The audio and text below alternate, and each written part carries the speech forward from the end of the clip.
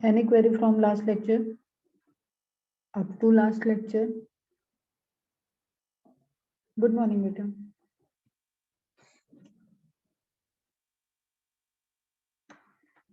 सभी को कॉन्सेप्ट समझ में आया? सेल की एक्टिविटी का, सेल के साइज का.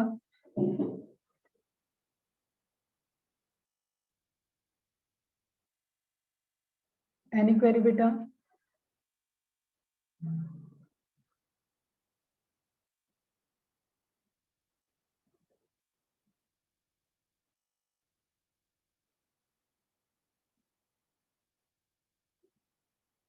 Have you written these points?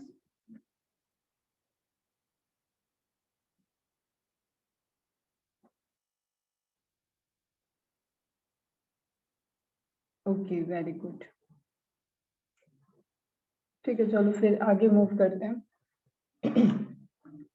To become efficient, the large cells develop some unique features like development of microvilli. अब देखो कॉन्सेप्ट हमारा कल क्या एंड हुआ था कि smaller the cell in size, more active cell.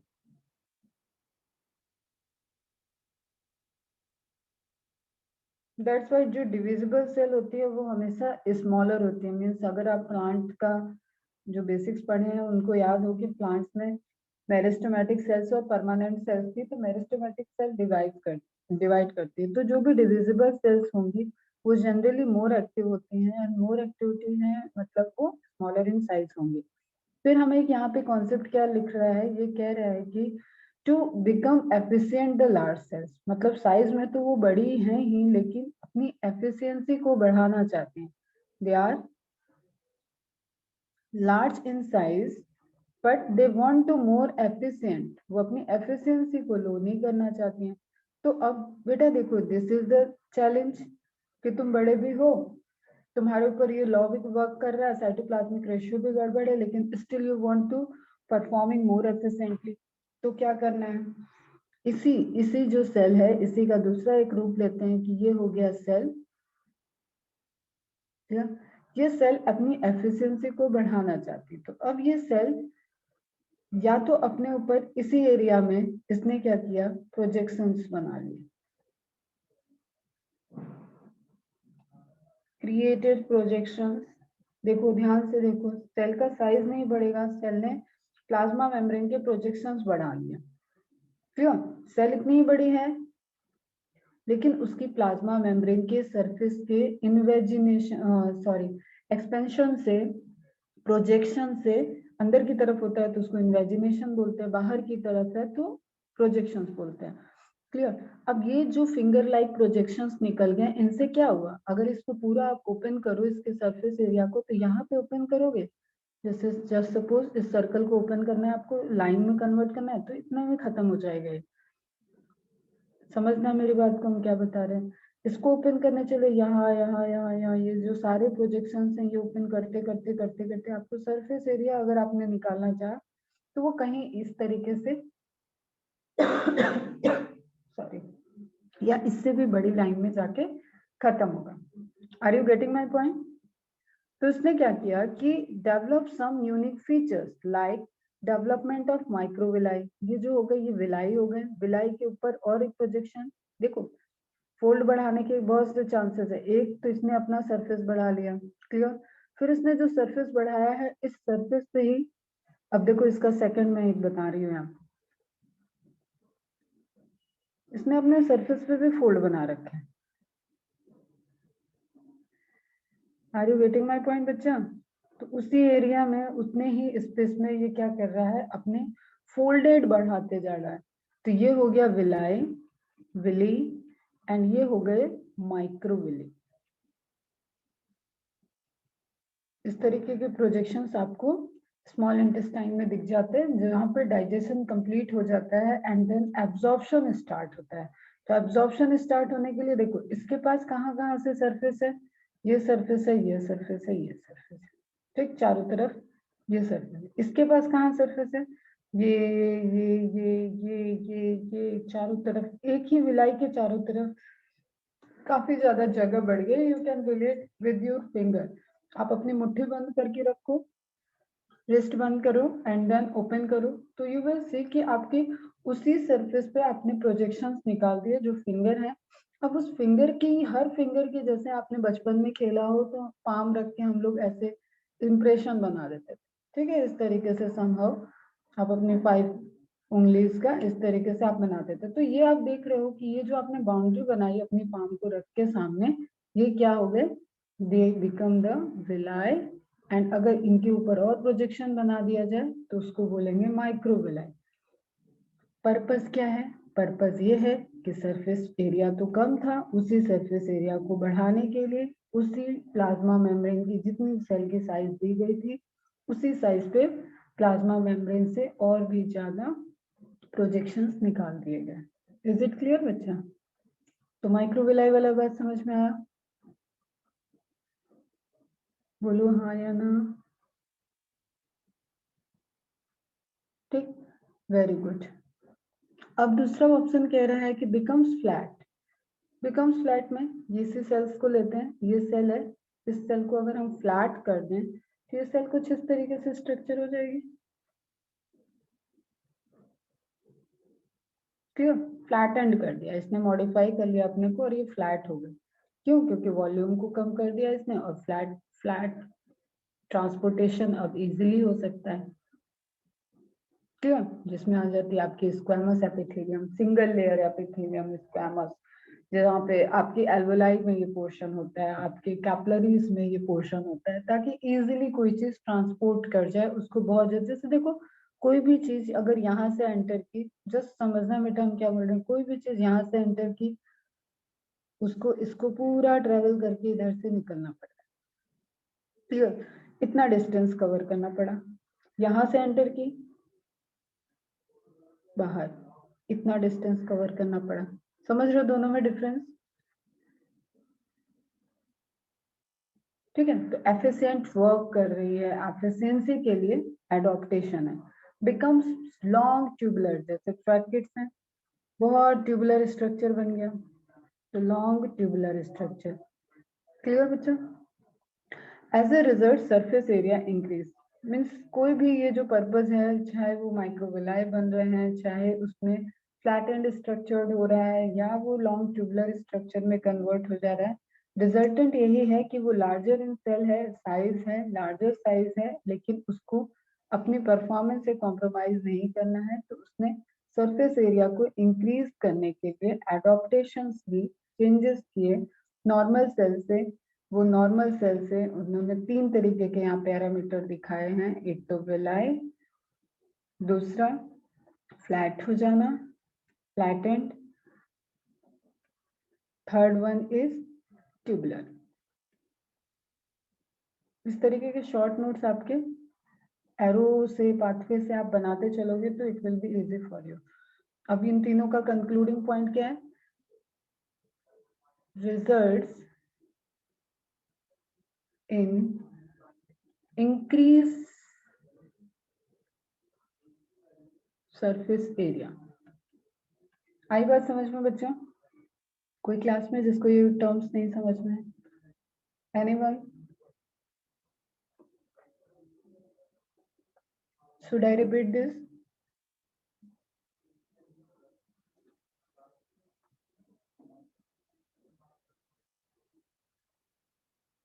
Clear है? क्लियर है तो वाई सेंड करो। Any query? क्वेरी है तो एन सेंड करो, नहीं क्लियर है तो भी एन सेंड करो। Okay, very good. सानिया बेटा क्या चीज नहीं समझ में आई? कौन सा पोर्शन?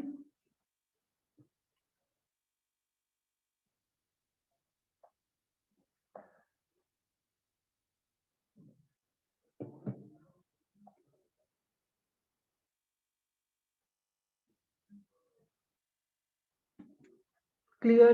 क्लियर के लिए यस का वाई कर दो और एन भेज दो, जब क्लियर नहीं है तो एन, और एन भेजो तो फिर उसके आगे डिटेल मैसेज लिखो कि what is not clear. Okay, तो आई थिंक क्लियर है। चलो आगे बढ़ते हैं।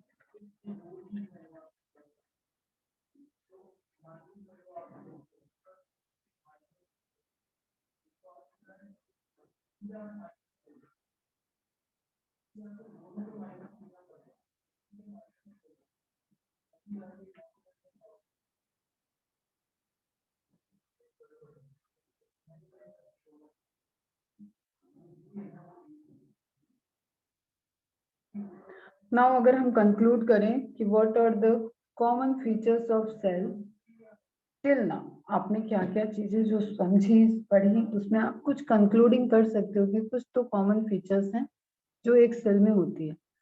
Every cells having genetic material, agree. Having cell membrane, agree. Having protoplasm, agree. Having same genetic code, yes.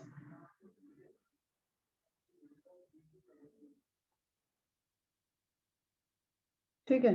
ए, टी, जी, सी या यू. अगर एमआरएनए होगा तो टी को रिप्लेस कर देंगे, आरएनए होगा मतलब तो टी को रिप्लेस कर देंगे यू. तो सेम जेनेटिक कोड है. यूनिवर्सली आप किसी का भी जीन उठाओगे, किसी भी ऑर्गेनिज्म का जीन उठाओगे, उसमें ये अगर वो डीएनए होगा तो ये 4 अल्फाबेट आपको दिखेंगे. अगर वो आरएनए होगा तो उसमें ए, यू, जी, सी, ये 4 अल्फाबेट आपको दिखेंगे. तो हैविंग सेम अल्फाबेट्स, और इन अल्फाबेट से ही इनके ट्रिपलेट के कॉम्बिनेशन से बनते हैं genetic code.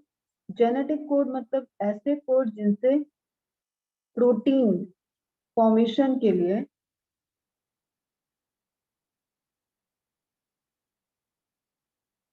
Amino acid decide.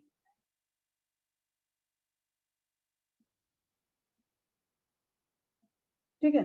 तो अगर कोई कोड है उससे मेरे अंदर सपोज एलेनिन बन रहा है, तो सेम कोड से बैक्टीरिया के अंदर भी एलेनिन बनेगा, सेम कोड से प्लांट के अंदर भी एलेनिन बनेगा. तो जेनेटिक कोड्स आर यूनिवर्सल.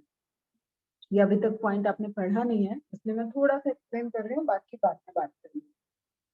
आपको समझ में आया? जैसे जस्ट सपोज आपने इतना तो पढ़ रखा है, ट्रांसक्रिप्शन ट्रांसलेशन की मैकेनिज्म होती है. तो डीएनए से आरएनए का बनना जो है ट्रांसक्रिप्शन.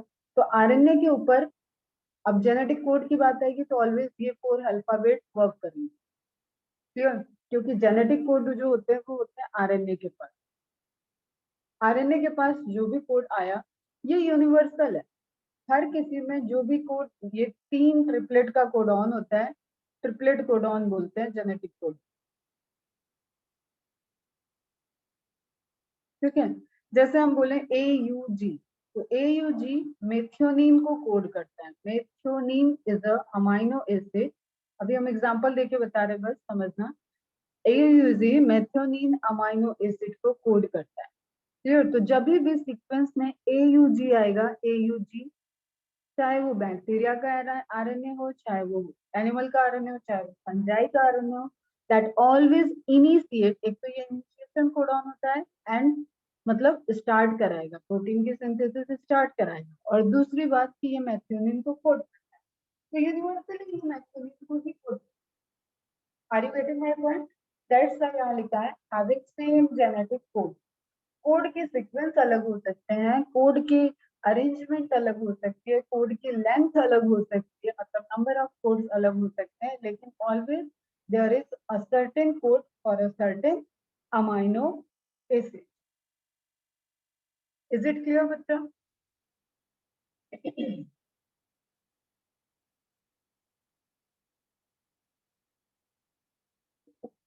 कोई नेटवर्क इश्यू तो नहीं हो रहा? बारिश बहुत तेज हो रही है. चलो.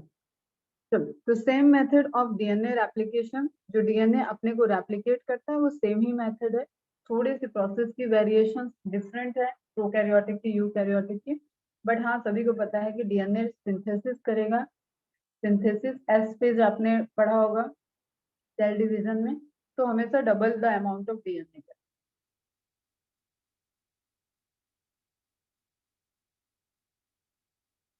Amount. Same mechanism of aerobic respiration. Cellular respiration मैंने कहा यूनिवर्सली सेम है.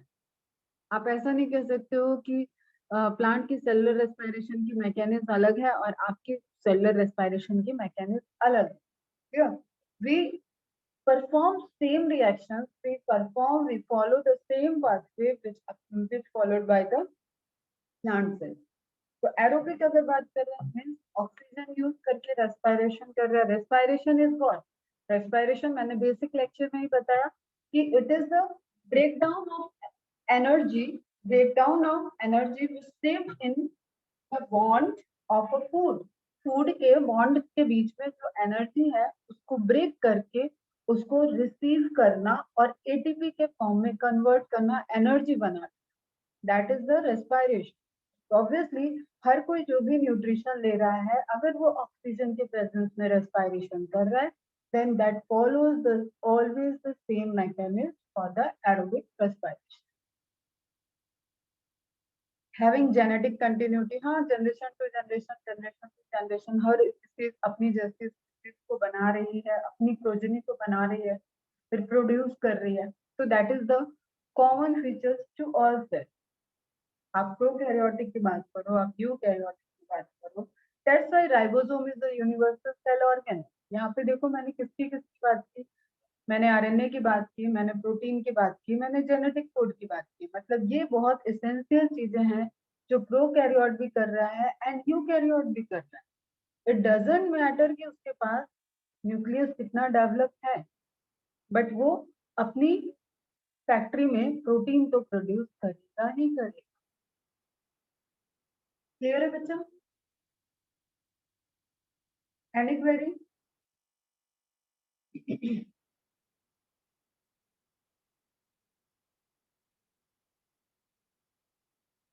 Is it clear?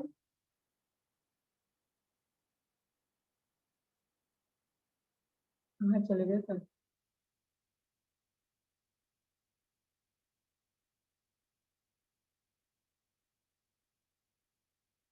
Okay, good.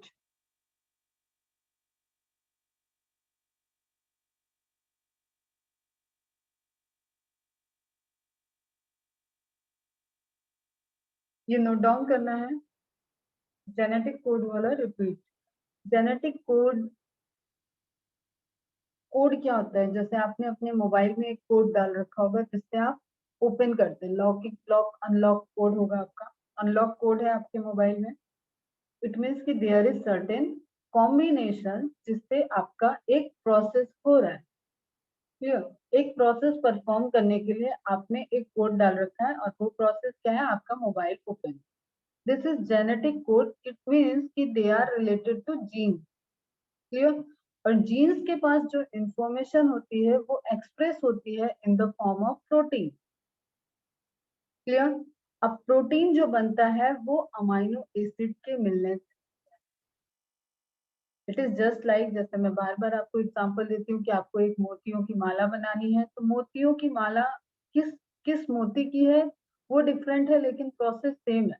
Carbohydrate बनाना है तो सैकराइड जोड़ दो, ये मोती क्या हो जाएंगे? सैकराइड के।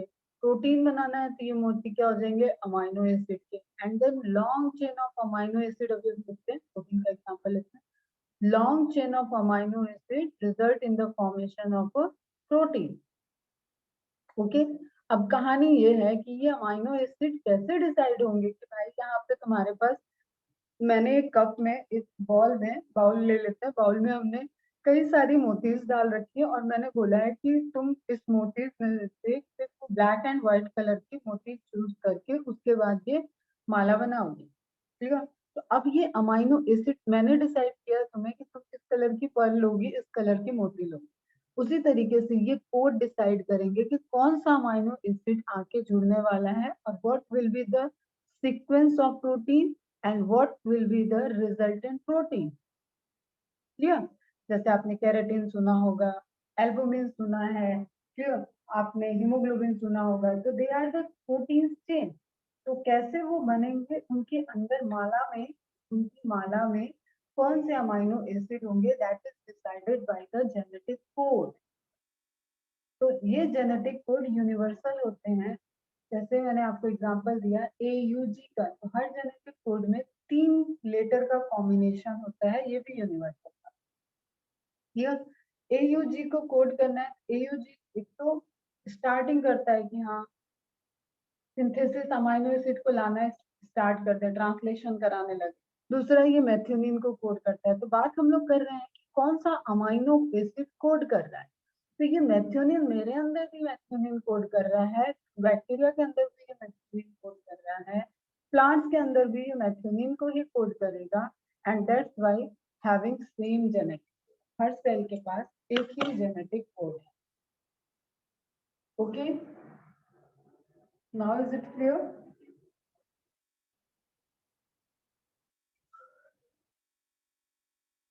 चलो, वेरी गुड। 12th का चैप्टर का पोर्शन है ये जेनेटिक्स में, molecular basis of inheritance chapter 1, वहां पे आपको पढ़ना पड़ेगा प्रॉपर्टी ऑफ जेनेटिक कोड। उसका एक पोर्शन है कि genetic codes are universal in nature, means वो सब जगह एक ही चीज को कोड करते हैं, वो अपनी बेस चेंज नहीं करेंगे, उनका सीक्वेंस भी सेट है and they are coding for the same amino.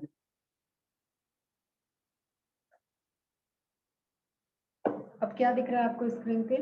छोटे छोटे प्लांट्स दिख रहे हैं, and you might be heard और seen about the test tube. Test tube के अंदर आपको छोटे छोटे प्लांट्स दिख रहे हैं, क्लियर? ये प्लांट्स, इसका मतलब रियल में नहीं है, ये लेबोरेटरी में ग्रो कराने वाले, लेबोरेटरी में फॉर्म कराने वाले प्लांट्स हैं। ये चीजें क्यों पॉसिबल है, इससे रिलेटेड एक सेल की प्रॉपर्टी आपको देखी। क्लियर? ये एम्ब्रियो, ये एनिमल में भी हो सकता है, ये प्लांट्स में भी हो सकता है, ये फंगल पार्ट में भी हो सकता है। The phenomena, the concept is cellular totipotency. Cellular totipotency. Clear? It is the ability of somatic cell to form the whole organism. Simply, आप जिस तरीके से आपने प्लानेरिया का रीजनरेशन पढ़ रखा है ना, रीजनरेशन इन प्लानेरिया, तो आप वहां पे पढ़ते हो कि प्लानेरिया के कितने भी टुकड़े आप कर दो, वो टुकड़े सारे एक एक इंडिविजुअल जो उसका फ्रेगमेंट है वो रीजनरेट कर देगा और कंप्लीट प्लानेरिया को फॉर्म कर देता है। तो कई सारे प्लानेरिया बन, ठीक है? ये तो मैंने रिलेट करने के लिए बताया। Now, what is totipotency?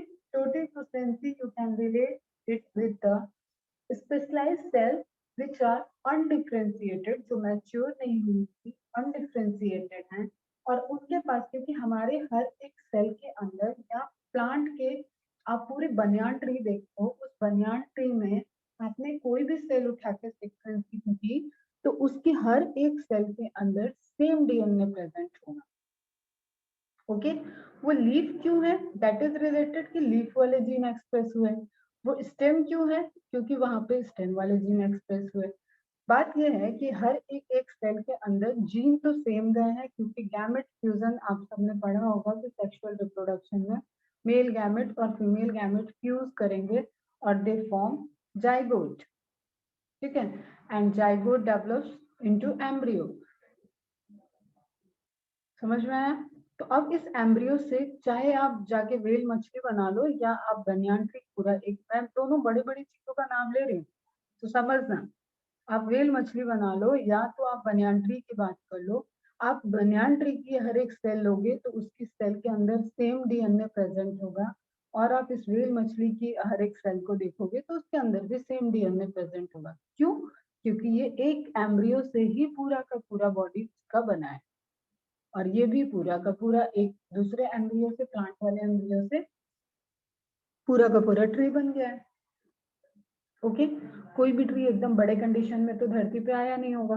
Her tree, her bar seed लगने से, अगर सीड वाला ट्री है तो सीड लगने से या किसी वेजिटेटिव पार्ट से वो ग्रो कर रहा है तो उस पोर्शन से ग्रोइंग डेवलपमेंट के रिजल्टेंट वो ट्री में कन्वर्ट हुआ होगा। क्लियर है? तो हम यहाँ पे गैमेट्स की बात नहीं कर रहे हैं, हम यहाँ पे एक सेल की एबिलिटी की बात कर रहे हैं। तो बॉडी में जो सेल है किसी भी लिविंग ऑर्गेनिज्म के, they are divided into two form, germinal cell, जो ये हो गया, ये कहानी गई आपकी, ये थी जर्माइनल सेल की कहानी, मतलब जर्म सेल। ये जर्म वो कीटाणुओं वाले जर्म नहीं है कि बैक्टीरिया वायरस है, जर्म सेल्स मतलब गैमेट फॉर्म करने वाली सेल, गैमेट। क्लियर? ये मेल हो सकते हैं, ये फीमेल हो सकते हैं। ये सिंबल समझ में आता है तुम लोग को? ये मेल का सिंबल होता है, ये फीमेल का सिंबल होता है। तो male gamete, female gamete, they form zygote, develop into embryo. अब यहाँ पे कहानी क्या कह रहा है कि ये ऑलरेडी कोई स्ट्रक्चर है, प्लांट है, जस्ट सपोज उसकी कोई सोमैटिक सेल्स भी है, मतलब वो गैमेटिक सेल नहीं है, गैमेट नहीं है, तो उसका सोमैटिक सेल लिए और उससे इंडक्शन करके पूरा का पूरा ऑर्गेनिज्म या कोई ऑर्गन, जैसे हमारी स्टेम सेल्स होती हैं, वो टोटिपोटेंसी को शो करते हैं। Stem cells have the ability to develop any organ or our system। आपने देखा होगा कि अभी आपका प्रिजर्वेशन कंजर्वेशन वाली चीजें चलती है, स्टेम सेल्स को आफ्टर बर्थ कंजर्व किया जाता है किसी बच्चे का, ताकि इन फ्यूचर उसको कोई प्रॉब्लम हो तो उसकी खुद की स्टेम सेल से उस चीज को, उस ऑर्गन को रीडेवलप करके उसको एक तरीके से ज्यादा एफिशिएंटली वाला क्योर दे दिया जाए, एक उसका ट्रीटमेंट होता है। क्लियर? तो उसी तरीके से यहाँ पे बात हो रही है, they are somatic cells. Somatic cells से आप पूरा का पूरा ऑर्गेनिज्म बना रहे हो, no need of sexual reproduction, no need of formation of gamete, no need of zygotic development, no need of embryo. Okay, clear है? तो टोटिपोटेंसी क्या हुआ? ऐसी सेल जो कि डिफरेंशिएट नहीं है। अगर आप प्लांट सेल में जाओ तो मेरिस्टेमेटिक सेल ले लो, एंड मेरिस्टेमेटिक सेल के अंदर इंडक्शन करके इसको डिवाइड करा के इसको बड़ा कर रहे हैं, नंबर ऑफ सेल्स बढ़ा रहे हैं, एंड देन उसमें रूट एंड शूट फॉर्मेशन के लिए प्लांट ग्रोथ हार्मोन आते हैं, पीजीआर। ठीक है, पीजीआर को यूज करके उसमें root system and shoot system को डेवलप कर लिया। पीजीआर का फुल फॉर्म लिखो, प्लांट ग्रोथ रेगुलेटर्स। हॉर्मोन्स को ही बोलते हैं regulators, plant growth regulators.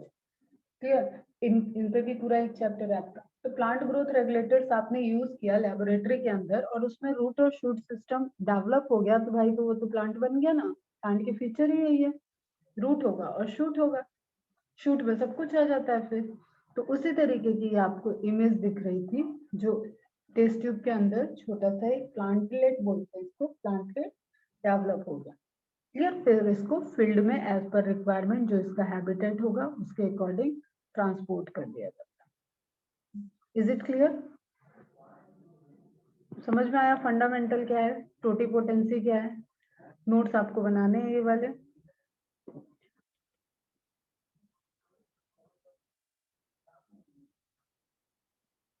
Without following the sexual reproduction from vegetative undifferentiated cells, mainly meristematic cells use होती हैं और उससे पूरा का पूरा प्लांट इंड्यूस करके डेवलप कर दिया था। So totipotency can be easily demonstrated in plant cells. It was first of all, एक मिनट बेटा, first of all stated by German botanist Haberland, important है, चैप्टर में भी आएगा, प्लांट फिजियोलॉजी में भी आएगा, अभी आप यहाँ पे नोट डाउन कर लो। Later experimentally demonstrated by Steward. क्या बोल रहे हो? पीजीआरस क्या होते हैं? आपको पता है आपके बॉडी में हार्मोन्स प्रेजेंट है, कोई एक हार्मोन का नाम बताओ। हाँ शोनी बेटा रिप्लाई कर रहे हैं, बताओ।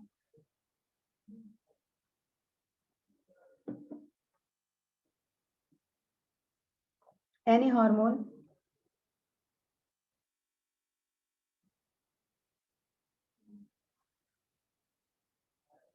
Aldosterone, okay. Aldosterone, progesterone, thyroxine, इस तरीके से आप हार्मोन के नेम जानते हो जो कि ह्यूमन सिस्टम में वर्क करते हैं। सेम वे में प्लांट के अंदर उनके भी कुछ हार्मोन्स जैसे सब्सटेंस रिलीज होते हैं जो इंडक्शन करते हैं कि कब लीफ का फॉर्मेशन होगा, कब फ्लावर का फॉर्मेशन होगा, किधर शूट बढ़ेगी, कितनी ब्रांचिंग होगी, कितना हाइट जाएगा, ये सारी मैकेनिज्म को वो कंट्रोल करते हैं। तो कलेक्टिवली हम उनको हार्मोन टर्म न यूज करके प्लांट के केस में क्या यूज करते हैं? Plant growth regulator. पूरा एक चैप्टर है इस पे आपका, जहाँ पे आपको डिफरेंट टाइप के ग्रोथ रेगुलेटर्स पढ़ने हैं, उनका मोड ऑफ एक्शन पढ़ना है और वो किस तरीके से वर्क कर रहे हैं, लेबोरेटरी में कैसे इंड्यूस कर सकते हैं वो यूज करते हैं। जैसे हम एक सिंपल एग्जांपल बताते हैं, तुम लोग रत्नागिरी में रहते हो, हाफिज साहब, अल्फांसो, मैंगो बहुत सुनते हो, ठीक है। अब एक एथाइलिन करके कंपोनेंट आता है, केमिकल है, लेकिन दैट इज एक्चुअली प्लांट के केस के लिए वो प्लांट ग्रोथ रेगुलेटर की तरह वर्क कर रहा है। तो अगर आप इथाइलिन से इंडक्शन कराओगे तो वहां पे राइपनिंग ऑफ फ्रूट होने लगता है, फ्रूट जो है कच्चे फ्रूट्स पकने लगते हैं। तो ये चीजें जो ट्रैवल में ट्रांसपोर्ट हो रहा है, जो आपका एक तरीके से पूरा जिनका वो बिजनेस है, वो लोग वहां पे यूज करते हैं। गैसेस हार्मोन बोलते हैं उसको, गैसेस प्लांट ग्रोथ रेगुलेटर बोलते हैं। समझ में आया? चलो। तो यूज ऑफ सेलुलर टोटिपोटेंसी, जिस चीज की इतनी जादुई प्रॉपर्टी है उसको हम यूज तो कर सकते हैं, ठीक है। इन टिश्यू कल्चर, वही जो आप बात हमने आपको बोला कि हम लेबोरेटरी में टिश्यू बना ले रहे हैं, एक सेल से हमने टिश्यू बना दिया। एक तो वो नेचुरल सिस्टम में अपनी बॉडी डेवलप कर रहा है, जाइगोट ग्रो कर रहा है। हमने इन विट्रो, अब दो वर्ड यूज कर लो, लिख लो, in vivo natural, in vitro in lab, और यू कैन से आर्टिफिशियल, ठीक है। तो ये इन विट्रो टेक्निक है। हम इतने ज्ञानी बन गए हैं, ह्यूमन इतना आगे चला गया है कि वो टिश्यू कल्चर से टर्मिनेट करा के नेचुरल फिनोमेना को वो इंड्यूस करा के, तो इन टिश्यू कल्चर हम इससे मेडिसिनल प्लांट जिससे हमको मेडिसिनल वैल्यूज मिल रही हैं, उन प्लांट की अगर एक्सटिंक्ट होने वाली है तो उनका हम कल्चर करके उनको स्टोर कर सकते हैं। बहुत लार्जर अमाउंट में, मैक्सिमम अमाउंट में कुछ सिंथेसाइज करना है तो हम उसको लेबोरेटरी में सिंथेसाइज कर सकते हैं। उसके लिए पूरी कंपनी की यूनिट बना सकते हैं एक, जिसके अंदर वो प्लांट प्रोड्यूस हो रहा है। तो नेचुरल हैबिटेट से अलग करके उसको हमने लेबोरेटरी में ले आए। Clear? Micro propagation, again that is related to micro, मतलब छोटे प्लांट को बनाना, प्रोपगेट करना। You might be heard about the vegetative propagation, vegetative propagation, ठीक है। प्रोपगेट कराना, किसी चीज को बढ़ाना। तो वेजिटेटिव पोर्शन से लेके, वेजिटेटिव पोर्शन से मतलब लीफ, स्टेम या रूट, इन सब पोर्शन से अगर आप प्रोपगेट करके न्यू बॉडी को बना रहे हो, उसकी प्रोजेनी को बना रहे हो, that is the vegetative propagation. और you can say it is reproduction, asexual mode of reproduction, जहाँ पे गैमेट का फॉर्मेशन नहीं होता है। तो एक माइक्रो प्रोपगेशन एक टेक्निक हो गई, जैसा अभी ट्यूब में दिखा था, that is the micro propagation. और सिर्फ वो टिश्यू कल्चर टाइप से रहेगा initially, we call that tissue culture. अब ये वाला बड़ा इंपॉर्टेंट पॉइंट है, पूछा जाता है, production of virus free plant. Again genetic biotechnology 12th का पोर्शन है, वहां पे आपको ये पढ़ना है। वायरस फ्री प्लांट हम कैसे बना सकते हैं, ये भी एक मैजिक है। मैंने तुम्हें बेसिक्स लेक्चर में, जिन्होंने अटेंड किया उन्होंने मेरिस्टेमेटिक सेल के बारे में सुना होगा। मेरिस्टेमेटिक सेल की प्रॉपर्टी है कि वो डिवाइड कर सकती हैं। Clear? Viral infection meristematic cells में होने के चांसेस बहुत नील हैं, क्योंकि ये बहुत फास्ट डिवाइडिंग है। जब तक वायरस वर्क करेगा तब तक ये भी डिवाइडिंग कर जाएंगे। तो meristematic cells should be viral free, उनके चांसेस हैं कि वो वायरल फ्री हैं। अब एक प्लांट के अंदर वायरल डिजीज हो गया है, उस प्लांट की टिप पे मेरिस्टेमेटिक सेल प्रेजेंट है, यहाँ से सेल को आइसोलेट किया, कट किया और इसका टिश्यू कल्चर करा लिया। अब बात क्या है, बात यह है कि ये पूरा प्लांट इन्फेक्टेड था, लेकिन जो पोर्शन हमने लिया उस पोर्शन में वायरस इन्फेक्शन नहीं है, और दैट्स वाई हमें रिजल्टेंट एक हेल्दी प्लांट मिल जाता है। तो टोटिपोटेंसी फिर से इन्वॉल्व है, सेल को लेके आपने प्लांट बना लिया तो टोटिपोटेंसी ऑफ सेल आ गया, and that's is application of that is the creation of the virus free plant. Is it clear?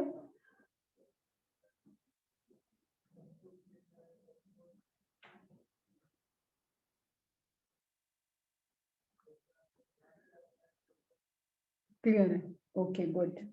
अब बात आती है artificial seed production. Same mechanism है, जब आप सीड बनाते हो तो उसको सीड एम्ब्रियोजेनेसिस बोलते हैं। आप आर्टिफिशियली सीड बना लिया, अब उस सीड से आप प्लांट को ग्रो कर सकते हो। ठीक है। सीड तो आगे चल के जर्मिनेट करता है तो प्लांट बनता ही है, ये आपको पता है। तो बस आपने आर्टिफिशियल टोटिपोटेंसी को यूज करके उस सेल से प्लांट में जर्मिनेट करके सीड को बना लिया। एक तो सीड बनाने के लिए क्या हो गया, गैमेट फ्यूज हुए, सीड का फॉर्मेशन हुआ, ये प्रोसेस है। एक प्रोसेस यहाँ पे क्या हो गया, सेल से आपने सीड बना लिया एंड देन उस सीड से उसके अंदर वो प्रॉपर्टी रहेंगी जो उसके मदर मतलब पेरेंटल प्लांट के पास है, वो प्रॉपर्टी सीड के अंदर आ गई। अब वो सीड को आप जर्मिनेट इंड्यूस करोगे तो उससे प्लांट ओरिजिन हो जाए। तो uses of cellular totipotency and totipotency, that is very important portion and nature and behavior of a cell. You should be very clear about the totipotency.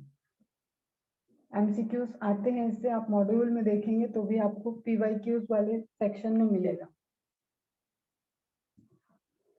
Third point फिर से repeat करें, production of virus free plant. Virus free plant को समझने के लिए तुम ऐसा समझो कि ये this is certain plant, clear. इस प्लांट को वायरल डिजीज हो गई, क्लियर। वायरल डिजीज है मतलब इसके पोषण में वायरस प्रेजेंट है, बट एक रीजन ऐसा होता है मेरिस्टेमेटिक जोन का जो कि फास्ट डिवाइडिंग होता है, यहाँ पे वायरस नहीं हो सकता, यहाँ नई सेल बन रही है। वायरस हमेशा कहाँ अटैक करते हैं, सेल के अंदर, सेल के अंदर जाते हैं, क्योंकि वायरस लिविंग ऑर्गेनिज्म नहीं है तो उनको खुद एक्टिविटी करने के लिए एक क्या है कि एक सिस्टम चाहिए, तो वो सिस्टम तो एक सेल के पास है। दैट्स व्हाई वायरस इंफेक्शन करते हैं सेल के अंदर एंटर। तो ये जो सेल डिवाइड कर रही है इसके पास ये वायरस नहीं है, क्लियर। जस्ट अभी मान लो, बाद में हम प्लांट जब पढ़ाएंगे तो आपको बहुत अच्छे से डिटेल में बताएंगे। तो ये हो गई आपकी मेरिस्टेमेटिक सेल। यहाँ से आपने इसको कट कर लिया, यहाँ से आपने इस टिश्यू को कट कर लिया और इस टिश्यू से एक्सपेरिमेंट करके सेल वॉल वगैरह सब इसका क्लीन करके एक्सपेरिमेंट करके कि कोई वहां पे इंफेक्शन ना हो, इस टिश्यू से एक सेल लिया। उस सेल को, क्योंकि वो अनडिफरेंशिएटेड सेल है और वो डिवाइड अभी कर सकती है, तो उसमें डिवीजन इंड्यूस किया और मास ऑफ सेल बना लिया जिसको बोलते हैं कैलस, ओके। और इस कैलस में again root and shoot system को बनवा दिया, तो पूरा का पूरा वहां पे क्या हो गया, ये क्योंकि वायरस फ्री सेल थी तो उससे बनने वाला पूरा का पूरा प्लांट जो था वो वायरल फ्री प्लांट बन गया। अभी क्लियर है?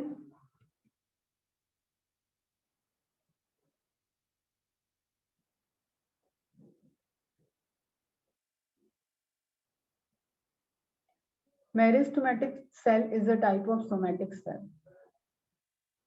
Every cell beta except the germ cell in your body or in plant body is known as somatic cell. Cell को आप ब्रॉडली अगर किसी बॉडी के अंदर डिवाइड करते हो तो there are only two types of cell, one is soma cell, another one is germ cell. जो जेनेटिक्सली आपके वेरिएशंस को, नई प्रोजेनी को फॉर्म करने में इन्वॉल्व हो रही है, उनको आप जर्माइनल सेल्स बोलते हो। बाकी आपका हाथ पैर, ठीक है, लंग्स, हार्ट, कहीं पे आप जो भी सोच सकते हो, brain, anything you can imagine, आंख, नाक, जो भी आपको इमेजिन हो रहा है वो सभी सोमैटिक सेल से बने हुए हैं। तो मेरिस्टेमेटिक सेल भी इसी तरीके से पोषण हो गया, क्योंकि वो गैमेट नहीं बना रही है, तो that is a type of somatic cell. तो टोटिपोटेंसी सोमा सेल में, सोमा सेल को यूज करके हम प्लांट को प्रोड्यूस कर रहे हैं, ठीक है। एनिमल में स्टेम सेल्स को यूज करके हम प्रोड्यूस कर रहे हैं, किसी का लंग्स बना दिया, फिर से किसी का किडनी बना रहे हैं, जो एक्सपेरिमेंटली चल रहा है, और हार्ट डेवलप भी कर चुके हैं, किडनी भी डेवलप हो चुकी है स्टेम सेल्स को यूज करके। तो स्टेम सेल का बिहेवियर भी क्या है, टोटिपोटेंट सेल है एनिमल के केस में। Okay, clear?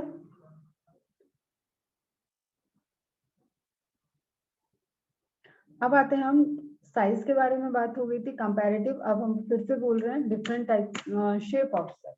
Shape of cell का एक जनरल इंट्रोडक्शन हो चुका है कि हाँ यहाँ पे आप देख रहे हो कि वहां आपने देखा था आरबीसी, डब्ल्यूबीसी, न्यूरॉन, फ्रैक्टिव, ये कुछ एग्जांपल्स थे क्या एनिमल के अकॉर्डिंग। और एक वेरिएशन ऑफ सेल शेप को आप समझो तो मसल्स के टाइप होते हैं, उसमें मसल्स में एक टाइप होता है स्मूथ मसल्स है।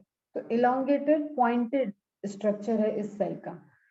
इलोंगेटेड, ये इलोंगेटेड है, और पॉइंटेड टैपरिंग एंड बोलते हैं इसको, पॉइंटेड या टैपरिंग एंड।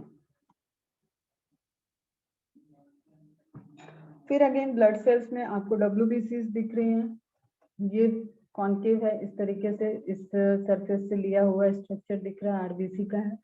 तो डिफरेंट टाइप के ब्लड सेल्स हैं, नर्व सेल्स हैं, बोन सेल्स हैं, ऑस्टियोसाइट्स, देन फैट सेल है, मतलब जिनके अंदर एडिपोज स्टोर है, जहाँ पे फैट स्टोर होता है, तो फैट सेल्स हो गई। फिर गैमेट में आप देखो मेल गैमेट, जिसके पास फ्लैजेला है, जो मूव कर सकता है, ये है एग, ओवम, फीमेल गैमेट। तो you can say कि there are different types of cells, different structurally different, they are functionally different, they are morphologically different. Okay, अब सिर्फ ब्लड की सेल्स को देखो, सर्कुलेटरी सिस्टम आपको पढ़ना है, उसमें आप डिफरेंट टाइप के सेल्स, इनका कंपोजिशन, इनका अपीयरेंस पढ़ोगे। तो सिंपल हम ब्रॉडली डिवाइड करते हैं ब्लड को, तो हम देखते हैं उसके अंदर एक लिक्विड वाला पोर्शन है, उसको हम लोग प्लाज्मा बोल देते हैं, and then we call formed element. Rest of the portion को हम लोग क्या कहते हैं, फॉर्म्ड एलिमेंट। फॉर्म्ड एलिमेंट में डिफरेंट टाइप के सेल्स आ जाते हैं, एंड उस सेल्स को ब्लड के केस में ही बोलते हैं कार्पोसेल्स। क्लियर? तब आप यहाँ पे देखो आरबीसी प्रेजेंट होगा, basophil, eosinophils, they all are leucocyte. Rest of the 5 जो हैं आपके यहाँ पे, वो ल्यूकोसाइट्स हैं, वो डब्ल्यूबीसी हैं, उसके टाइप्स हैं। एक ही बात है, ल्यूकोसाइट्स को डब्ल्यूबीसी कहते हैं, व्हाइट ब्लड कार्पोसेल्स। आरबीसी, ये आरबीसी है, रेस्ट ऑफ द 5 आर, इसको छोड़ दो आप, तो बाकी सभी क्या है, डब्ल्यूबीसी। तो डिफरेंट टाइप की डब्ल्यूबीसी होती है, basophil, eosinophil, lymphocyte, neutrophil, monocyte. Clear? तो यू कैन सी कि एक ब्लड के अंदर भी अलग अलग तरीके की सेल्स प्रेजेंट हैं।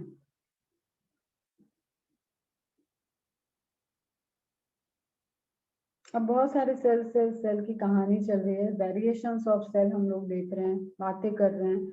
तो we can also include one of the most dangerous disease, cancer, जिसको कॉज करने के लिए रिस्पॉन्सिबल है वहां का सेलुलर सिस्टम ही रिस्पॉन्सिबल होता है।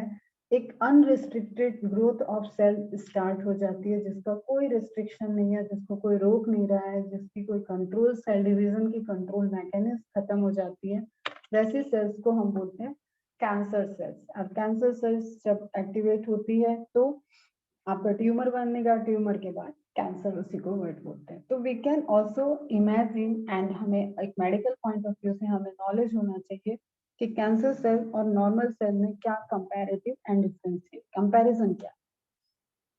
ओके, तो ये भी आपको नोट्स में बना के रखना है।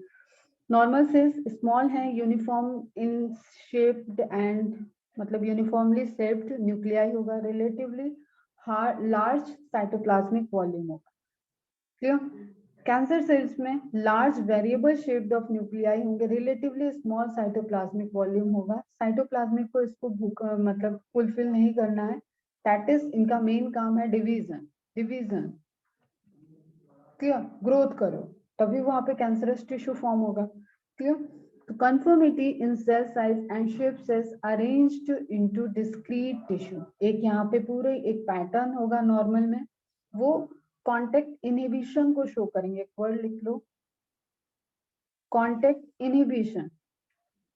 एक नॉर्मल सा अपने डेली रूटीन का एग्जांपल देखो, आप कभी अगर आप बस में ट्रैवल की हो, या सर्टेन आप किसी मैरिज पार्टी में गए हो या किसी पार्टी में गए हो, तो वहाँ कुछ लोग आपके नोन रहते होंगे, कुछ लोग अननोन रहते होंगे। क्लियर? नोन है आपकी फ्रेंड है, आप उसके कंधे पे हाथ रख के चल रहे हो, आप दोनों एक दूसरे से आप टकरा जा रहे हो, लड़के एक दूसरे को डांस भी कर रहे हैं, लड़कियां भी कर रही हैं, सब कुछ एकदम फैमिलियर सा है। लेकिन ऑल ऑफ सडन वहां पे कोई अननोन पर्सन आया, उससे आप डांस करते करते टकरा गए, तो आप हटोगे, आप अपने को साइड करोगे थोड़ा, ठीक है।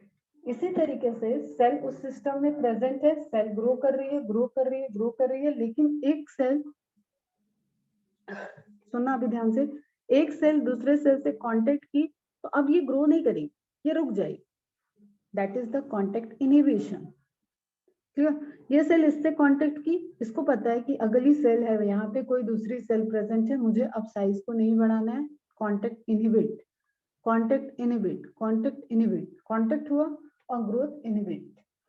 ओके, कैंसर सेल तो ऐसा करती नहीं है, इनको तो ग्रो करना है, ये तो किसी के कंट्रोल में ना आने वाली है, तो ये क्या करेंगी, ऐसी हेल्दी सेल को भी खाते जाओ, इनको दबाते जाओ, इनको कांटेक्ट इनहिबिशन से कोई मतलब नहीं है, इनकी ग्रोथ हो जाए, ये रप्चर हो जाए, ये खत्म हो जाए और वहां का टिश्यू कैंसरस बन जाए। ये बहुत बेसिक बता रही हूँ मैं कैंसर सेल का, बाकी डिजीज पढ़ेंगे तो इसकी पूरी मैकेनिज्म देखेंगे।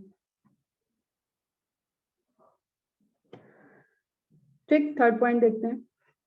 May possess differentiated cell structures, normal presentation of cell surface marker. Cell surface marker क्या होते हैं? सेल की आइडेंटिफिकेशन के फीचर्स।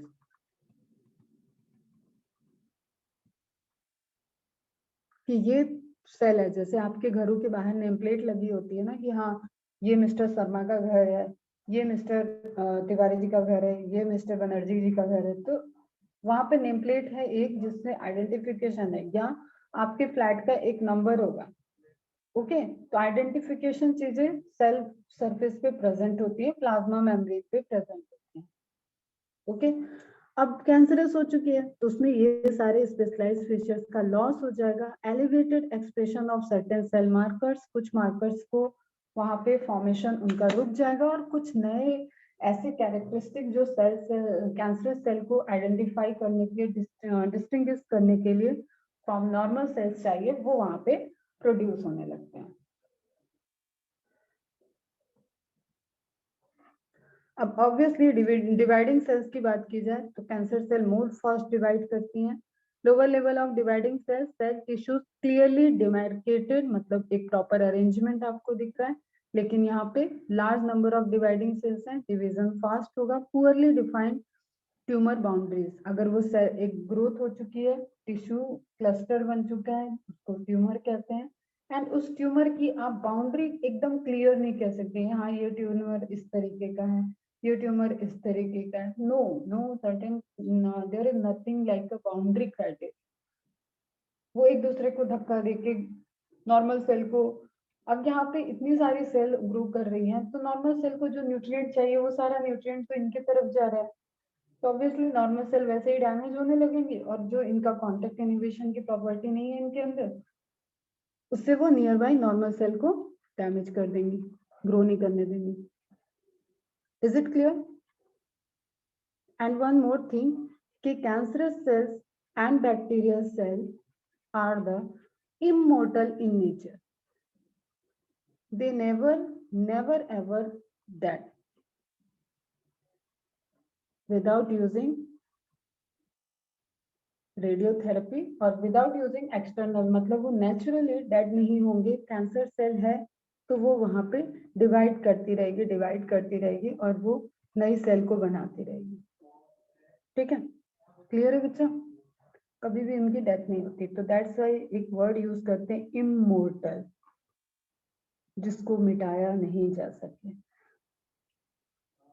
ठीक है, until the use of external factor like medicine use कर रहे हैं, रेडियोथेरेपी यूज कर रहे हैं, केमोथेरेपी यूज कर रहे हैं, तो ये खत्म की जा सकती है, लेकिन ये नेचुरल एनवायरनमेंट में खुद से डिग्रेड नहीं होंगी।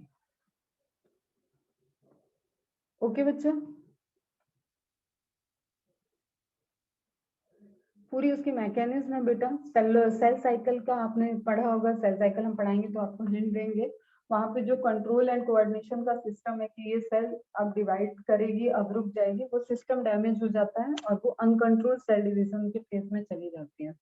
तो बार बार डीएनए रेप्लिकेट करेगा, डीएनए रेप्लिकेट करेगी तो सेल डिवाइड होगी, सेल डिवाइड हुआ तो mass of tissue formation start हो जाता है। अब एक आप फिर से देखो, कंपैरेटिव डिजीज के पॉइंट ऑफ व्यू से भी आप समझते चलो, धीरे धीरे मेडिकल फील्ड में जाना है तो रिलेट करो। आपको यहाँ पे आरबीसी सेल दिख रही है, आरबीसी सेल से रिलेटेड एक डिजीज है एनीमिया। एनीमिया, आयरन की कमी से होता है एनीमिया, आयरन डिफिशियंसी। एक का एग्जांपल ले रहे हैं हम। अब उसके दो कैरेक्टरिस्टिक्स हैं वहां पे, क्लियर। वहां पे हम कह सकते हैं कि या तो आरबीसी का साइज नॉर्मल से छोटा हो गया, या तो आरबीसी का साइज नॉर्मल से बड़ा हो गया। अब नॉर्मल कंडीशन दोनों डायरेक्शन में जा सकती है, क्लियर। माइक्रोसाइटिक आरबीसी मतलब नॉर्मल से आरबीसी छोटी होगी। जो बॉडी में प्रेजेंट आरबीसी है they are smaller in size, smaller in size है तो कम ऑक्सीजन को कैरी करेंगी, स्मॉलर इन साइज है तो कम हीमोग्लोबिन को कैरी करेंगी, कम हीमोग्लोबिन है तो कम आयरन होगा। हर हीमोग्लोबिन के अंदर 4 आयरन होते हैं। पढ़ेंगे ये सब डिटेल में पढ़ेंगे, अभी आप एक ओवरव्यू लो। अब समझो कि हाँ सेल नॉर्मली से नॉर्मल सेल है तो इसके पास दो डायरेक्शन है, या तो ये साइज को बड़ी करके अब नॉर्मल हो जाए, या तो अपनी साइज को छोटी करके अब नॉर्मल हो जाए। फीचर्स देख रहे हैं अभी बस सेल के, समझे बच्चा। तो आरबीसी के केस में इसको बोलते हैं माइक्रोसाइटिक आरबीसी जब साइज छोटी हो जाती है, मैक्रोसाइटिक आरबीसी जब साइज नॉर्मल आरबीसी के साइज से बड़ी हो जाती है, क्लियर। और ये सब अब आप पढ़ोगे सर्कुलेटरी सिस्टम में जब हम डिजीज की बात करेंगे। इतना सब एक साथ नहीं ले जाना है, ओके बच्चा। अभी सेल के पॉइंट ऑफ व्यू से फोकस कर रहे हैं कि किस तरीके से सेल का वेरी होना भी डिजीज को रिलेट करता है। डजंट मीन कि हाँ साइज बढ़ गया तो उसका काम बढ़िया होगा। अब ये आपके लिए कुछ क्वेश्चंस हैं, ठीक। आप इनके आंसर दोगे मुझे कल के टेस्ट में, या आप सभी के पास ग्रुप से मेरा नंबर ले लो, उसमें से आंसर करो कि न्यूरॉन सेल के बारे में आप कहाँ जानते हो, क्या लोकेशन है इसकी, न्यूरॉन सेल कहाँ है, नेफ्रॉन सेल कहाँ है, पेटोसाइट सेल कहाँ है, न्यूट्रोफिल सेल्स कहाँ है, बीटा सेल्स कहाँ है, ग्लियल सेल कहाँ है, सर्टोली सेल कहाँ है, ठीक है। दीज आर द सेल्स, ठीक है। इसमें नेफ्रॉन मल्टी सेल है। अभी बस ऐसे जाऊंगा, ठीक है। बाकी सब सिंगल सेल है। तो ये सेल्स कहाँ पे प्रेजेंट होती है, ये आपका होमवर्क है, this is your homework. Just जैसे 7 नेम लिखा है, इन्हीं को 7 नेम लिखो अपने कॉपी में और इनके सामने इनका लोकेशन लिखो, सर्च करो, थोड़ा सा सर्वे करो, and then we will discuss about that, okay. कुछ आपने छोटे क्लास में पढ़े होंगे तो उनको रिलेट करो, कुछ नहीं पढ़ा है उनको छोड़ देना जो नहीं समझ में आए,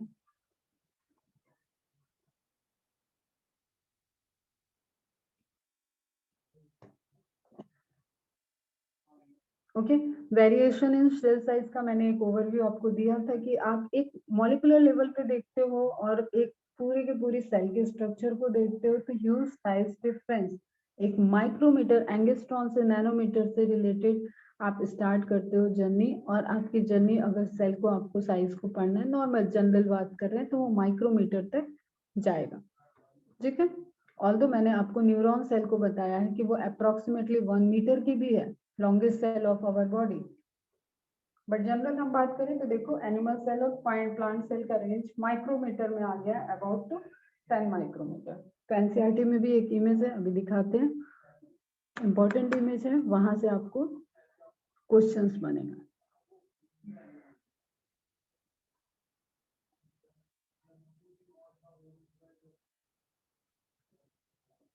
कहाँ चलेगी?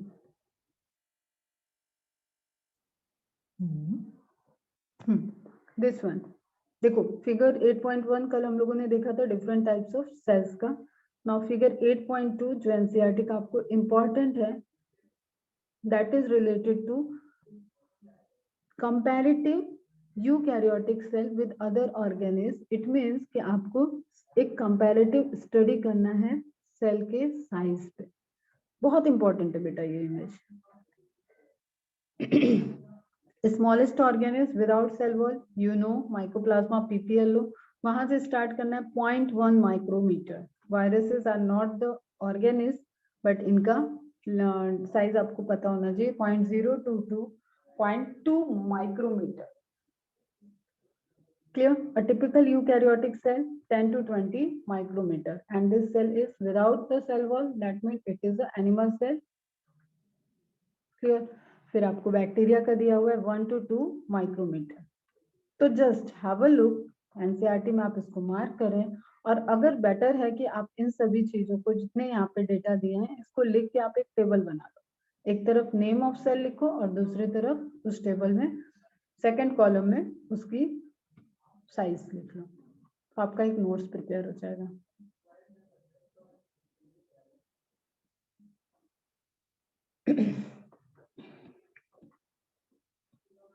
तो आप फटाफट से, अब यहाँ पे हम थोड़ा सा फास्ट लेते हैं क्योंकि कुछ चीजें हम ऑलरेडी बता रखे हैं।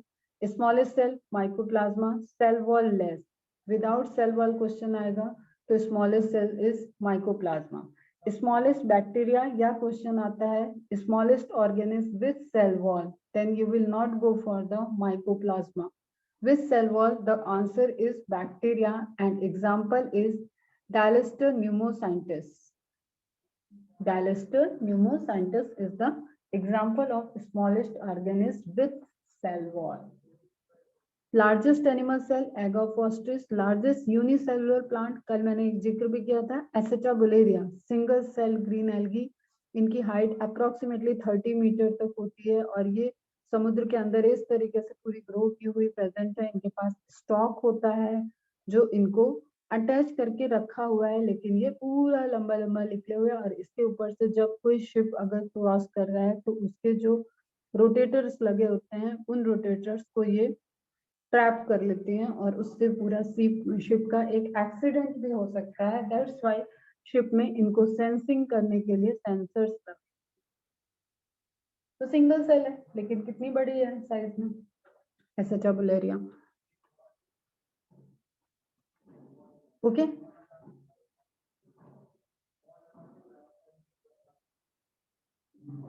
Longest plant cell fibre of ramie, जिससे आप जूट वगैरह रस्सियां बनाते हो ना, रस्सियां देखिए उसमें यूज होते हैं, तो उसी तरीके के फाइबर्स हैं। Fibres of ramie is the longest plant cell. Largest animal cell, largest unicellular plant, single cell and इसका एग्जांपल फाइबर ऑफ रैमी को जहां से आइसोलेट किया जाता है उसका एग्जांपल है बोमेरिया निविया। फैमिली है इसकी आर्टिकेसी।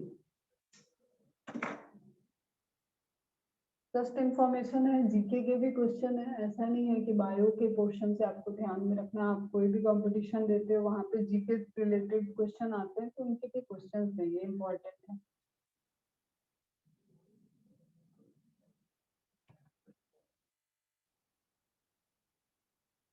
Longest animal cell, nerve cells, largest prokaryotic cell, Spirillum volutans.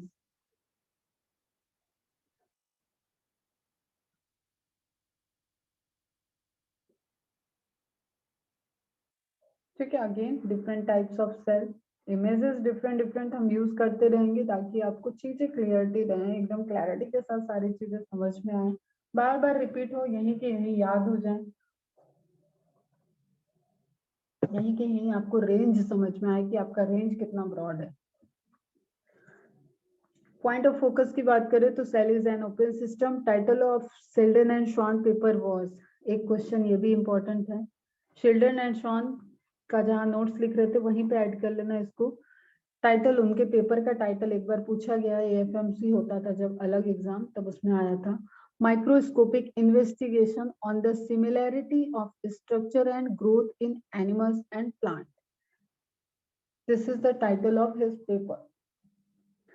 Callus अभी हमने बताया, टोटिपोटेंट सेल, इससे डिवीजन करा रहे हैं, 2 सेल और डिवीजन करा दिए, डिवीजन चलता रह रहा है। तो एक एमॉर्फस मींस कोई इसका स्ट्रक्चर डिसाइडेड नहीं है कि ये किस तरीके का बॉल लाइक स्ट्रक्चर होगा, फ्लैट और कैसा टिश्यू स्ट्रक्चर हो रहा है, उसको बोलते हैं कैलस, जिसमें अभी सेल डिफरेंशिएटेड नहीं है, अनडिफरेंशिएटेड है। तो इनमें इंडक्शन करके शूट सिस्टम और रूट सिस्टम को डेवलप कर सकते हैं। Are you getting my point बच्चा? Shoot and root system. तो कैलस इज व्हाट ऑन, अब ये छोटा सा एक इमेज बना लोगे इस तरीके से तो इट विल बी क्लियर, और पढ़ना ही है फिर कहीं ना कहीं आगे। Unorganised but actively dividing mass of undifferentiated cell, ये मास हो गया पूरा, clear? Mass of undifferentiated cells, ये हो गया इसकी definition, actively dividing mass of undifferentiated cells. Multicellularity is useful for keeping cell size smaller, forming protective covering and division of labor. अब जो कल आपने बिहेवियरल चेंजेस, बिहेवियरल कंपैरिजन देखा था कि smaller cell and larger cell, उसमें आपने देखा कि स्मॉलर सेल मोर एक्टिव है, मतलब मोर एफिशिएंटली फंक्शन करेंगे. तो दैट्स व्हाई इवोल्यूशन ने मल्टी सेलुलरिटी को प्रेफर किया और ऑर्गेनिज्म फिर डेवलप होने लगे, तो यूनिसेलुलर से मल्टी सेलुलर बनने लगे, तो मल्टी सेलुलर से डिफरेंट डिफरेंट टाइप्स की कॉम्प्लेक्सिटी के साथ वो अलग अलग वैरायटी के स्पीसीज जनरेट होने लगे. That's why evolution promotes the multicellularity, ताकि कई सारे सेल्स काम को डिवाइड कर ले और पूरा एक सिस्टम, एक बॉडी अच्छे से फंक्शन कर पाए, एक ही सेल पे सारे वर्क का लोड ना हो. एकदम सिंपल लैंग्वेज में कहना. क्लियर है बच्चा? समझ में आया? हाँ या ना?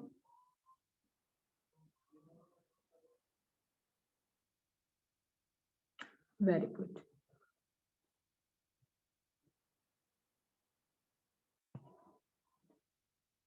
अब अगेन कॉमन सा फिनोमेना वही है बेटा कि एक सेल हो या एक बॉडी हो, वो उसके अंदर फंक्शनिंग एक इंजन की तरह वर्क कर रहा है. अब आपको जो फर्स्ट इमेज ऊपर की साइड दी हुई है, that is it looks like a, it is an engine. Engine को आप पेट्रोल डालते हो, ऑयलिंग कराते हो और वो प्रॉपर फंक्शन करता रहता है. सेम वे में बॉडी, बॉडी भी एक इंजन है. बॉडी के अंदर आप ऑर्गन में जाओ, वो भी एक इंजन की तरह वर्क कर रहा है, और इंटरनली आप देखो तो हर एक सेल इंजन की तरह वर्क कर रही है. इस सेल को proper supply of food, nutrients, gases, energy की सप्लाई फूड के फॉर्म में उसको कंटिन्यू चाहिए, ताकि वो इंथैल्पी और एंट्रोपी के कॉन्सेप्ट को मैनेज करके रख सके. Clear? Each cells require an inflow of energy for performing different activities. ठीक है? तभी हम बोल रहे हैं कि एक सेल को, पर्टिकुलर सेल को, लिविंग सेल को, मेटाबॉलिकली एक्टिव सेल को सप्लाई ऑफ एनर्जी की नीड है. सप्लाई ऑफ एनर्जी के लिए उसके पास है तो पावर हाउस, लेकिन वो power house of cell mitochondria भी फूड के ब्रेकडाउन के बाद जो ग्लूकोज निकल रहा है, उससे ग्लाइकोलिसिस के बाद ही वो कहीं एनर्जी को कन्वर्ट कर पा रहा है या एनर्जी को फॉर्म कर पा रहा है. तो अगेन वही बात आ गई, लॉ ऑफ थर्मोडायनेमिक्स जो बेसिक्स में मैंने आपको बताया था. Due to entropy, the organism will die. So to overcome entropy, there is requirement of a continuous inflow of energy. That's why the plant synthesize food and we require food. बढ़ाया हुआ है ये पूरा एक चेन चलेगा. Simple सा example, आप अपने स्टडी टेबल को अगर मैनेज नहीं करोगे, डेली पढ़ने के बाद नहीं समेटोगे, तो एक पूरा मैसअप सा हो जाएगा. उसको जो समेट रहे हो आप, वही सिस्टम ने एनर्जी को दोबारा देना होता है. तो इसी तरीके से एक सेल के अंदर जो फूड गया, वो तो उसको यूज कर चुकी है, खत्म हो गया, उससे यूटिलाइज कर ली. Now you have to again make the sure supply of that nutrient material needed by the cell. अब टाइप्स ऑफ सेल्स अगर आप ब्रॉडली डिवाइड करते हो, तो आप प्रोकैरियोटिक, यूकैरियोटिक बोलते हो. पर जब कॉम्पिटिटिव वर्ड में आ जाते हो, तो you should know the what is the actually criteria of dividing cells, that is prokaryotic, mesokaryotic and eukaryotic.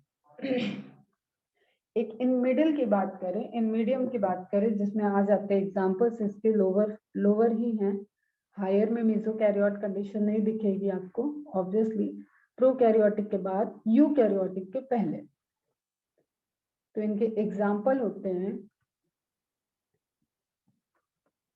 Dinoflagellate algae. They having mesokaryotic cells. Clear?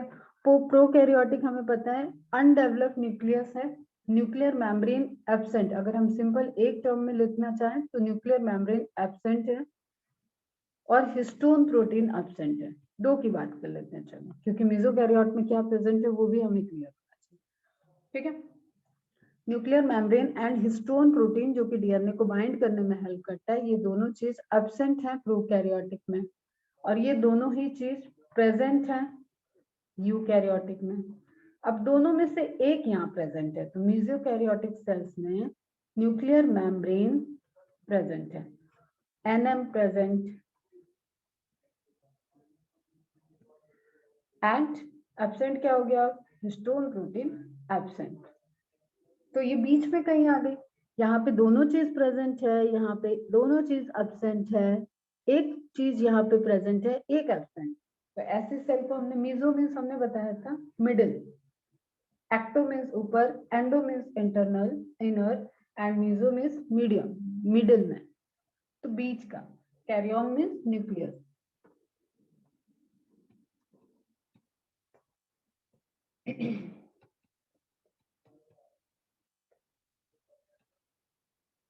Is it clear बच्चा?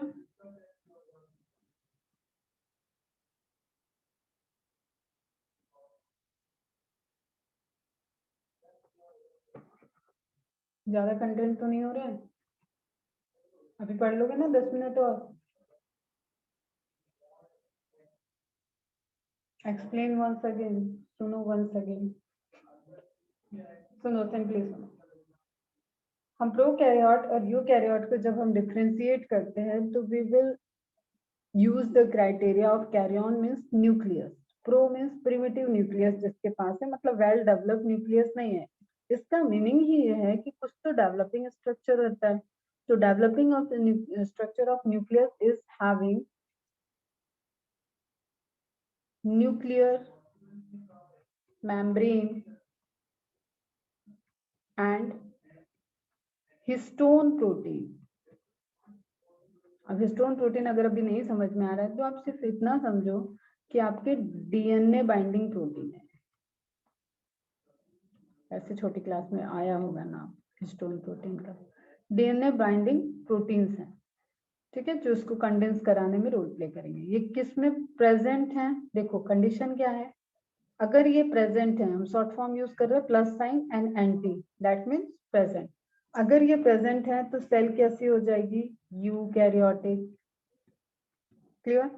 अगर ये दोनों एब्सेंट है, negative and absent, then cell क्या हो जाएगी, prokaryotic. अगर इन दोनों में से कंडीशन आ गई कि न्यूक्लियर मेम्ब्रेन प्रेजेंट है एंड हिस्टोन प्रोटीन अभी भी एब्सेंट है, तो you can't say it eukaryotic.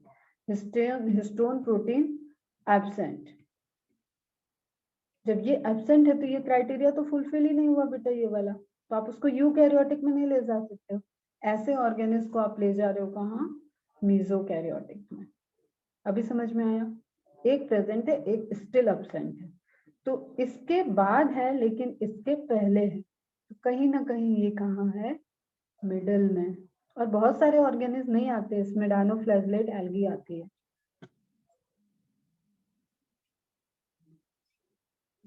Protista में आते हैं, प्रोटिस्टा।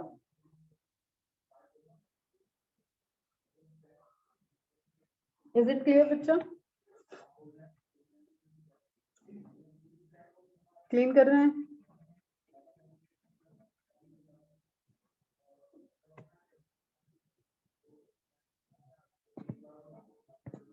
अब थोड़ा सा स्पीड बेटा आई थिंक मेरे साथ मेंटेन हो पा रही होगी, ट्यूनिंग तुम लोगों की बैठ गई होगी, 8-10 दिन हो रहे हैं क्लास के लिए, तो हम स्पीड अप कर सकते हैं क्या लेक्चर्स को? कन्विंसली, अगर हम कहें कन्विंसली मतलब जमाने भर की बात, पुरानी धारणा से अगर हम कहें और ब्रॉडली हम कहें तो on the basis of nucleus the cells are of two types, prokaryotic and eukaryotic. Clear? Prokaryotic cells अब स्टार्ट करते हैं। पहले बता दो कि स्पीड थोड़ा फास्ट करेंगे। अब मेरे साथ ट्यूनिंग बैठ चुकी है कि नहीं, समझ में आती है मेरी बात, या कुछ ऐसी इररिलेटेड बात भी लगती है क्या कि ट्रैक से हट रहे हैं या टफ हो रहा है, ऐसा किसी को कोई फीलिंग होती है? तो हम लोग 3-4 दिन का और टाइम लेंगे, क्योंकि पढ़ाना is not a big task, समझाना, समझ में आना वो बिग टास्क है। हम पढ़ा के चले जाए, आपको कुछ समझ में ना आए तो कोई सेंस नहीं रहेगा उस 1 घंटे 1.5 घंटे का।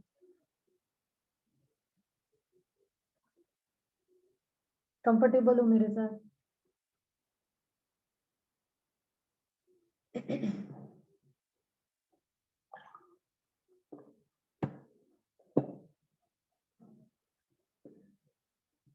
जरूरी है कंसंट्रेशन बना रहे। हम बायो पढ़ा रहे हैं तो सिर्फ आपको बायो नजर आना चाहिए, घर में अभी कुछ भी हो रहा है उस तरफ आपका ध्यान न जाए, एकदम कंसंट्रेट होके पढ़ो।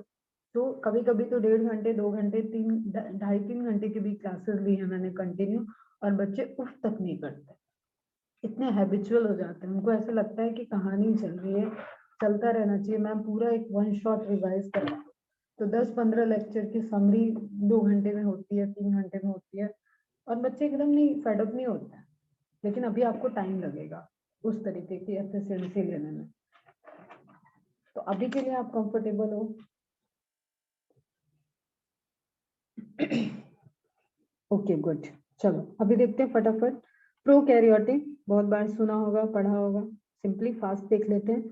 Organism in which the nuclear material is not bounded by a definite nuclear membrane, और अभी अभी छोटा सा एक फ्लो चार्ट बनाया था कि nuclear membrane absent in prokaryote. It includes bacteria and blue green algae, short में लिखते हैं BGA, और बोलते हैं इनको साइनोबैक्टीरिया।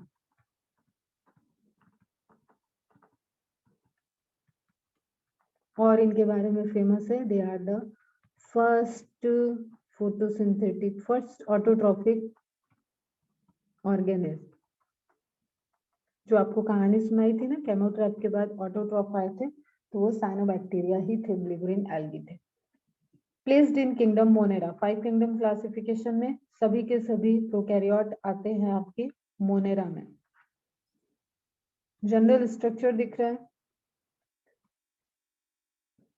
आपको बैक्टीरिया का, यू कैन सी हियर, यहाँ पे साइटोप्लाज्म है जो यूनिवर्सल। पहले हम यूनिवर्सल क्या क्या होता है उसकी बात करते हैं। तो first I will mark the universal things, ठीक है, in which cytoplasm is okay. Genetic material known as nucleoid, मतलब न्यूक्लियर मेम्ब्रेन एब्सेंट हो उस केस में आप न्यूक्लियस टर्म नहीं यूज करते हो, technically you have to use the term nucleoid.